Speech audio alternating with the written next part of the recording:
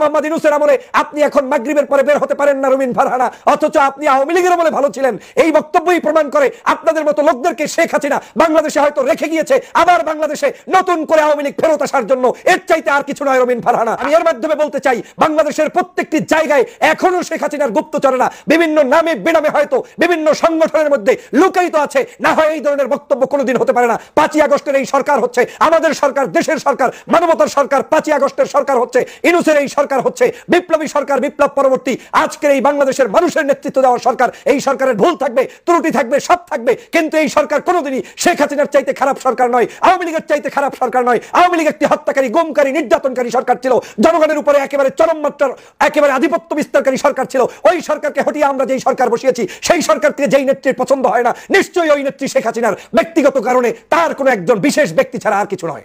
Barrister রুমিন ফারহানা বলছেন যে বাংলাদেশে এখন আর একা একা ঘর থেকে বের হওয়া যায় না, রাস্তাঘাটে হাঁটতে নাকি তার সন্ধ্যার পরে মানুষ প্রয়োজন হয়।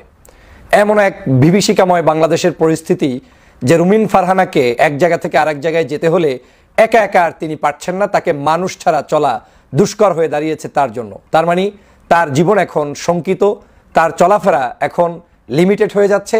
জনগণকে তিনি ভয় পাচ্ছেন, কে কোন জায়গা থেকে কিভাবে কি দুর্ঘটনা ঘটিয়ে ফেলেন সেগুলো নিয়ে তিনি একেবারেই জনসম্মুখে তথা লাইভে আপনার টক শোতে উন্মুক্ত করে দিলেন যে এই সরকারের সময় এরকম একটি খারাপ পরিস্থিতি বিরাজ করছে। কোন সরকারের সময়?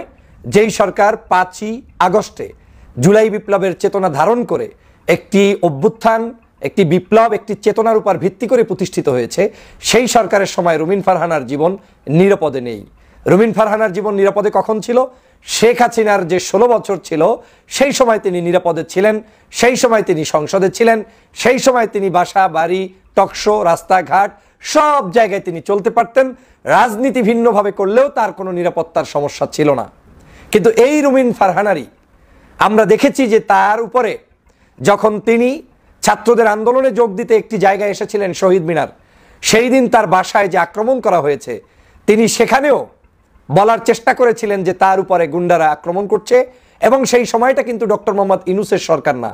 তিনি বলছেন এগুলো আওয়ামী লীগ কিংবা ওদেরই, আবার পরক্ষণে বলছেন যে এদের দলীয় পরিচয় নাই, এরা আওয়ামী লীগও না। তার মানে ওই সময় তার বক্তব্যে একটু আওয়ামী প্রীতি ভাবটা দেখা গিয়েছে। মানে যারা তার উপরে আক্রমণ করতে এসেছে আওয়ামী লীগের সময়ও, তারা মূলত দলের কেউ হইতে পারে না, দল হইলে তো এরকম আক্রমণ করতে পারে না। তো তিনি জানেন না যে আওয়ামী লীগ মানেই সন্ত্রাস, আওয়ামী লীগ মানেই চাঁদাবাজ, আওয়ামী লীগ মানেই দুষ্ট, আওয়ামী লীগ মানেই একটি গন্ডর, এটা তিনি জানেন না। যাই হোক, তিনি তো সেই দিন বলেছিলেন যে আমার উপরে আক্রমণ করা হচ্ছে, আমার মা অসুস্থ, আমার মাকে হসপিটালে নিব, এই সময় দরজা জানলা ভেঙে দিচ্ছে, কাজ ভেঙে দিচ্ছে। এটা তো নতুন কিছু নয়। তাহলে সেই সময়টা ডক্টর মোহাম্মদ ইউনূসের সময় তো ছিল না, সেই সময়টা ছিল শেখ হাসিনার সময়। সেই সময় আপনি নিরাপদ বোধ করেন নাই ঘরের মধ্যে, আপনি তখন হাঁটতে পারতেন না। আপনার বক্তব্য অনুযায়ী যে আপনার বাসার সামনে নিরাপদ ছিলেন না, ঘরের মধ্যে দরজা জানলা ভেঙে ফেলছে। আর আজকে আপনি টিভিতে যাচ্ছেন, টক শো করছেন, রাস্তাঘাটে হাঁটছেন, সভা সমাবেশ করছেন, আপনি এখন বলছেন যে আপনি নিরাপত্তা বোধ করেন না। আসলে আপনি কি বোধ করতে চান আপনি বলেন? বাংলাদেশের জনগণকে কিভাবে আপনি বুঝাতে চান যে এই সরকার কোনো ভালো সরকার নয়? এটা কি উদ্দেশ্যটা কি? আমরা এই সরকারকে প্রতিষ্ঠিত করেছি, জনগণ এই সরকারকে প্রতিষ্ঠিত করেছে। আর যাই হোক, অন্তত পক্ষে শেখ হাসিনার 16 বছরের জুলুম নির্যাতন থেকে বেঁচে থাকার জন্য আপনি শেখ হাসিনার 16 বছরের অত্যাচার, জুলুম, নির্যাতন, অর্থ সম্পদ লোপাট, দেশটাকে ধ্বংস করে দেয়া, এই সব কিছুর একেবারে ভালো রেজাল্ট আপনি 6 মাসের মধ্যে চাচ্ছেন। 6 মাসে এমন কি হয়েছে আমাকে বলেন? আওয়ামী লীগের আমলে প্রতিদিন গুম হতো, ক্রস ফায়ার হতো, হত্যা করা হতো, মানুষ নির্যাতন হতো, আলেম ওলামাকে জেলে ভরা হতো, মানে ফাঁসির কাস্টে ঝুলানো হতো, কান্নার রোল বসতো, পৃথিবীর বিভিন্ন জায়গা থেকে বাংলা ভাষাভাষী মানুষরা অস্থিরতা প্রকাশ করত, অর্থনৈতিক মন্দা, রাজনৈতিক অস্থিরতা, কোনো ব্যক্তি কোনোভাবে রাজনীতি করতে পারতো না। 3টি ইলেকশন, সবগুলো অবৈধ ইলেকশন ছিল, এবং কোনো ইলেকশনেই বাংলাদেশের আর কোনো রাজনীতিবিদদেরকে সুস্থভাবে কোনো কিছু করতে দেয় নাই, অ্যাকসেপ্ট রুমিন ফারহানাকে, যেখানে কোটাভিত্তিক মহিলা এমপি বানানো হয়েছে বিএনপির পক্ষ থেকে। যে 5-6 জন এমপি ছিলেন তাদের উপর নির্ভর করে একটা পেয়েছিলেন রুমিন ফারহানা এমপি। অনেক বিতর্ক আছে সেই সময়ের সংসদ সদস্য যারা যারা যুক্ত হয়েছেন, ওই 5 জনের প্রত্যেকেই প্রায় বিতর্কিত। একজন উকিল আব্দুল সত্তার, এই রুমিন ফারহানার আসনের লোক। এই উকিল আব্দুল সত্তার কিন্তু লোভ সহ্য করতে পারে নাই, মৃত্যুর আগে তাকে কি করতে হয়েছে সেখানে কিন্তু তিনি স্বতন্ত্র ইলেকশন করে তারপরে তিনি সেখানে ওই আওয়ামী লীগে যোগ দিয়ে আওয়ামী লীগের সবাইকে নিয়ে আবার এমপি হওয়ার চেষ্টা করেছেন, হয়েছেনও তিনি। তারপরে আপনারা জানেন সেই উকিল আব্দুস সাত্তার ইতিহাস। আরেকজন হচ্ছে এই যে হারুন সাহেব, কয়েকদিন আগে বক্তব্য দিয়েছেন, চাঁপাইনবাবগঞ্জ সম্ভবত তার বাড়ি। এই হারুনও ওই 5-6 জন এমপির একজন। তাহলে দেখেন তাদের কেমিস্ট্রি মিল কত, প্রত্যেকের কথাবার্তার মধ্যে এলোমেলো মনোভাব। সেই হারুনও কয়েকদিন আগে বলছে বাংলাদেশের শেখ হাসিনা যেভাবে যুদ্ধাপরাধীদের বিচার করেছে, এই রাজাকারদেরকে শাস্তি দিতে হবে, এদেরকে আবার নতুন করে বিচার শুরু করতে হবে, না হয় নাকি বাংলাদেশ সুন্দরভাবে থাকবে না। এবং আজহারির আলেম ওলামার মাহফিল নিয়ে যে ধরনের কুৎসা রটাচ্ছে, এটা কোনো মানুষ সহ্য করতে পারে না। এই একই লোক, ওই লোকই তারেক রহমানের বক্তব্য শোনে নাই, তার কথা রাখে নাই, চাপে পড়ে বাধ্য হয়ে এই দল তাকে তার সর্বশেষ নমিনেশন মানে এমপি হওয়ার পরে শপথ নিতে এক প্রকার বাধ্য হয়েছে মির্জা ফখরুল সাহেব, তখন কিন্তু সেখানে শপথ নেয় নাই। এই রুমিন ফারহানা ওই ক্লাসমেটেরই ফ্রেন্ড। আজকে আমার মনে হচ্ছে তাদের সবার ধরন এক। রুমিন ফারহানা এখন বলছে বাংলাদেশের জনগণ আজকের শান্তিতে নাই, ঘর থেকে বের হতে পারছে না, মাগরিবের পরে নাকি নিরাপত্তা বোধ করছেন না, অনিরাপদ একটি বাংলাদেশে উনি বসবাস করছেন। বাহ, এই কথা বলার জন্যই তো শেখ হাসিনা মনে হয় বাংলাদেশে কিছু মানুষকে তৈরি করছে যারা এই কথাগুলো বলবে, আর এই কথাগুলোই শেখ হাসিনা দেশ বিদেশে প্রচার করে তারপরে তার নিজের রাজনীতিকে পরিচালনা করবে। এই কারণেই গত 16 বছর পর্যন্ত বাংলাদেশে আমরা আন্দোলন সংগ্রামে সফল হইনি, কারণ আমাদের ভিতরে শেখ হাসিনা এমন কিছু বক্তব্য, এমন কিছু মানুষকে জিয়ে রেখেছে, টিকিয়ে রেখেছে, যাদের বক্তব্যগুলোর মাধ্যমে আমরা আমাদের এই বাংলাদেশে যাতে করে আন্দোলন সংগ্রাম সুষ্ঠু সুন্দরভাবে সফল করতে না পারি। এই রুমিন ফারহানারই বিভিন্ন বক্তব্য আগেও বিতর্কিত হয়েছে, সাম্প্রতিক সময় আবার 32 নাম্বার নিয়ে বক্তব্য। এই 32 নাম্বার বাংলাদেশের সকল সাধারণ জনগণ, এটাই কোনো নেতা টেতা ছিল না, বিএনপি জামাত আর হেফাজত আর চরমনাই নাই, এখানে কোনো দল টল কেউ দেখে নাই, আর ছাত্র জনতার কোনো নেতা ছিল না। শেখ হাসিনা বাংলাদেশের বিরুদ্ধে কথা বলেছে, ছাত্র জনতাকে খুন করে আবার সেখানে বক্তব্য দিতে আসতে চেয়েছে। জনগণ সদল বলে শেখ হাসিনার এই দাম্ভিকতার জবাব দিতে গিয়ে 32 নম্বরে যা হওয়ার তাই হয়েছে। এটা নিয়েও চুলকানি কেন আপনাদের?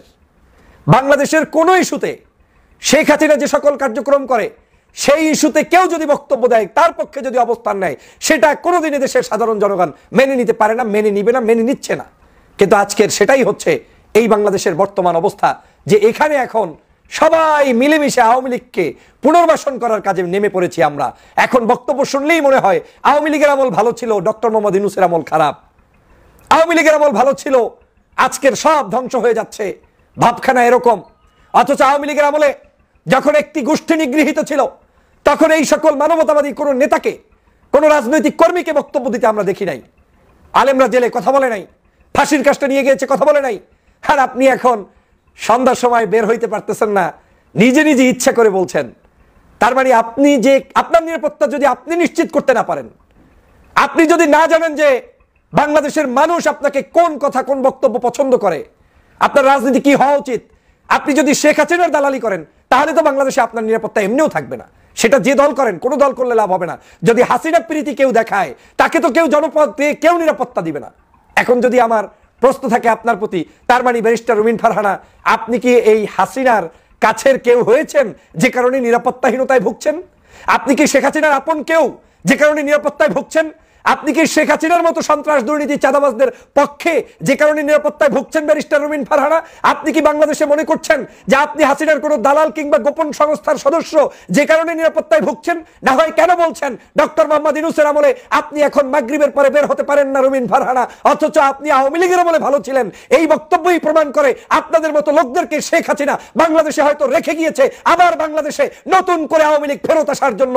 এর চাইতে আর কিছু নয় রুমিন ফারহানা। আমি এর মাধ্যমে বলতে চাই, বাংলাদেশের প্রত্যেকটি জায়গায় এখনো শেখ হাসিনার গুপ্তচররা বিভিন্ন নামে বেনামে হয়তো বিভিন্ন সংগঠনের মধ্যে লুকায়িত আছে। না হয় এই ধরনের বক্তব্য কোনোদিন হতে পারে না। 5ই আগস্টের এই সরকার হচ্ছে আমাদের সরকার, দেশের সরকার, মানবতার সরকার। 5ই আগস্টের সরকার হচ্ছে ইউনূসের এই সরকার, হচ্ছে বিপ্লবী সরকার, বিপ্লব পরবর্তী আজকের এই বাংলাদেশের মানুষের নেতৃত্ব দেওয়ার সরকার। এই সরকারের ভুল থাকবে, ত্রুটি থাকবে, সব থাকবে, কিন্তু এই সরকার কোনোদিনই শেখ হাসিনার চাইতে খারাপ সরকার নয়, আওয়ামী লীগের চাইতে খারাপ সরকার নয়। আওয়ামী লীগ একটি হত্যাকারী, গুম দমনকারী নির্যাতনকারী সরকার ছিল, জনগণের উপরে একেবারে চরম মাত্রার একেবারে আধিপত্য বিস্তারকারী সরকার ছিল। ওই সরকারকে হটিয়ে আমরা যেই সরকার বসিয়েছি, সেই সরকারকে যেই নেত্রীর পছন্দ হয় না, নিশ্চয়ই ওই নেত্রী শেখ হাসিনার ব্যক্তিগত কারণে, তার কোনো একজন বিশেষ ব্যক্তি ছাড়া আর কিছু নয়। অতএব প্রিয় বন্ধুরা আমার, এই দেশকে রক্ষা করতে হলে দলমত চিনি না, আওয়ামী বিরোধী এই সংগ্রাম আমাদের অব্যাহত রাখতে হবে। হাসিনার দোসরদের বিরুদ্ধে আমাদের লড়াই অব্যাহত রাখতে হবে। আওয়ামী লীগের সকল ষড়যন্ত্র সম্পর্কে আমাদেরকে সজাগ থাকতে হবে। আমাদের আগামীর বাংলাদেশ বিনির্মাণ করতে হবে ন্যায় ইনসাফ এবং এই যে অসৎ চিন্তা আধিপত্যবাদের পক্ষে, আওয়ামী লীগের পক্ষে যে সকল দালাল, তাদের মুখ সম্মোচন করে আগামীর রাজনীতি প্রতিষ্ঠা করতে হবে।